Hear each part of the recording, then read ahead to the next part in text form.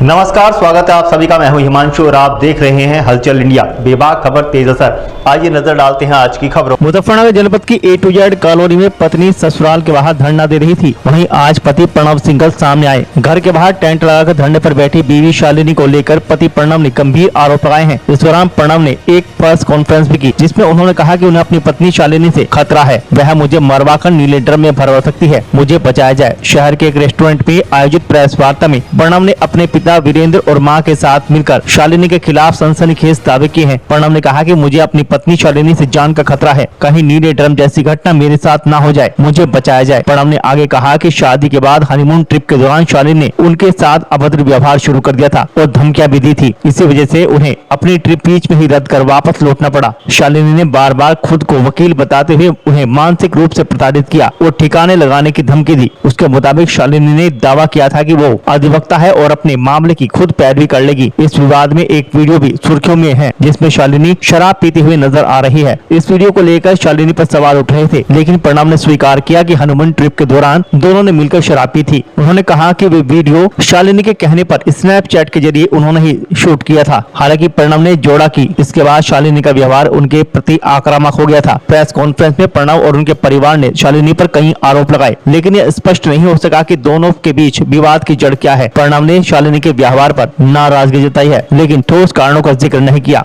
मेरा नाम प्रणव सिंघल है।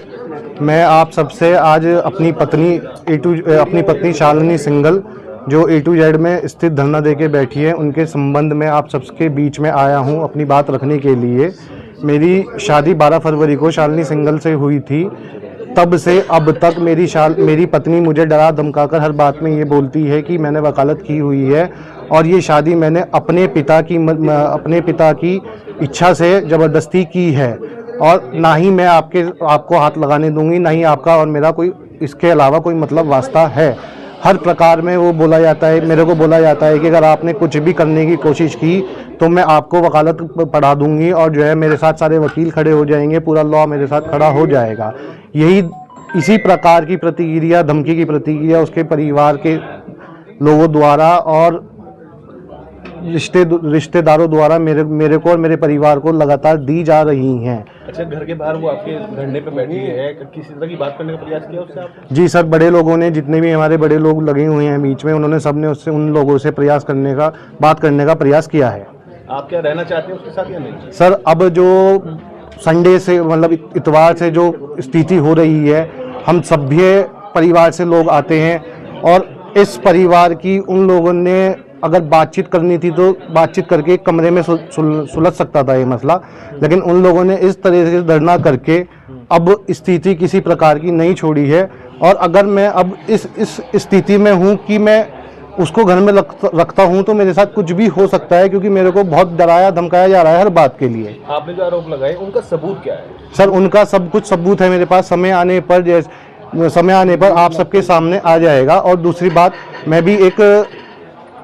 हम लोग भी एक लड़की वाले हैं, हमें भी पता है, तो मैं चाहता हूं कि किसी के भी मान सम्मान को ठेस ना पहुंचे। जो गलती उन्होंने की वो गलती हम ना करें। किसी की भी लड़की के बारे में हम कुछ गलत शब्द ना यूज करें। दोनों परिवार की सहमति से धूमधाम से शादी नहीं हुई थी क्या? जी बिल्कुल सहमति से हुई थी सर, लेकिन लड़की का कहना है कि मेरी सहमति नहीं थी।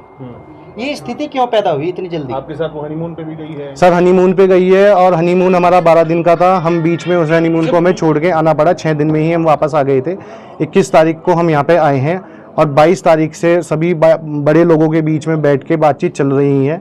27 तारीख को भी एक मीटिंग उनके यहाँ पर हुई थी, जिसमें कि उनके फादर ने सारी स्थिति को जानते हुए वहाँ डिसीजन ये लिया गया था कि भाई अब ये कहानी नहीं चलेगी तो इस कहानी को यहीं स्टॉप करते हैं। और उनके फादर ने, पवन सिंघल जी ने 1-2 दिन का समय मांगा था। अगर वे आपके साथ रहते हैं तो क्या आप उनके साथ रहना चाहेंगे? नहीं सर, अब इस स्थिति में मेरी कोई स्थिति नहीं है उनके साथ रहने की, क्योंकि आपने जिक्र किया है नीले जी का, ये किसने लिखवाया आपको? सर, ये किसी ने नहीं लिखवाया। अभी रिसेंटली में आपको सबको पता है कि खतौली में और उसमें मेरठ में क्या हुआ है। मेरठ में ड्रम में मतलब लड़के को ड्रम में बंद कर दिया गया है मारने के बाद। खतौली में कॉफी में जहर मिला के पिलाया गया है। लेकिन उनके पीछे जो नया एक्सटर्नल अफेयर जी, इसमें आपकी स्थिति में तो ऐसा कुछ नहीं है? सर, मेरी स्थिति में ऐसा मैं नहीं कह सकता है या नहीं है, इस चीज़ का तो सब लोगों को बाद में ही पता चलेगा क्या चीज़ इसमें है, क्योंकि गलती अगर मेरी है तो मुझे पता है, गलती अगर लड़की की है तो लड़की को पता है। आप अपने मान सम्मान की बात कर रहे हो, लड़की आपके घर के बाहर बैठी है, अगर लड़की आई थी घर पर जी, क्योंकि उसका ससुराल है, तो आप लोगों ने उसको अंदर एंटर क्यों नहीं दिया? सर जिस दिन वो घर पर आई थी उस दिन हम लोग कोई भी घर पर नहीं थे। मैं बाहर एक मीटिंग में गया हुआ था नोएडा, मदर मेरी बिजनौर गई हुई थी। हमें किसी प्रकार का नहीं पता था, सिर्फ फादर वहाँ लोकल में 2 घंटे बाद आए थे, वे भी बाहर गए हुए थे।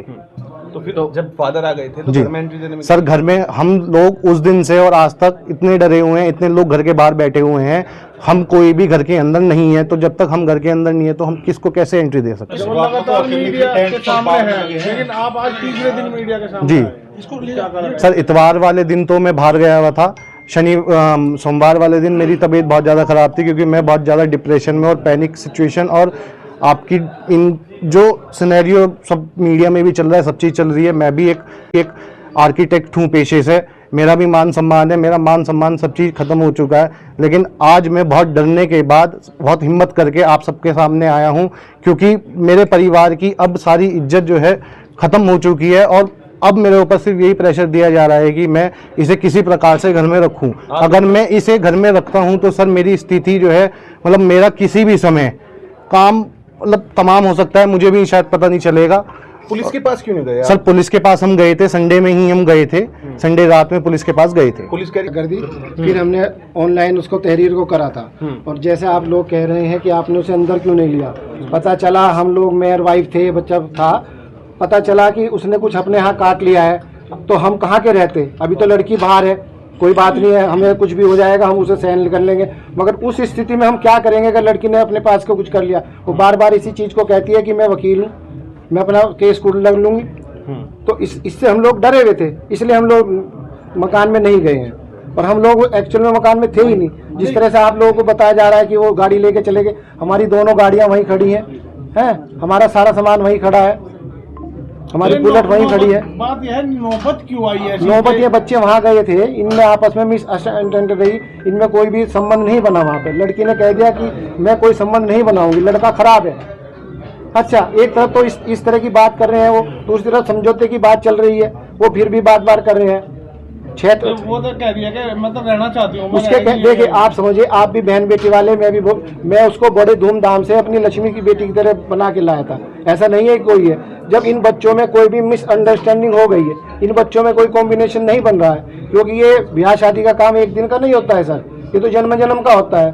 पता चले उसने कुछ कर लिया, इसने कुछ कर लिया, तो आप इसमें आगे तो हम तो कहीं के नहीं रहेंगे। लड़की हो गया हम कहीं के नहीं रहेंगे, लड़के हो गया हम कहीं के नहीं रहेंगे। वो भी किसी की बहन है, बेटी है, हमारी बिटिया है। हम लोग तो इतने डरे हुए हैं कि हम कुछ कह नहीं सकते।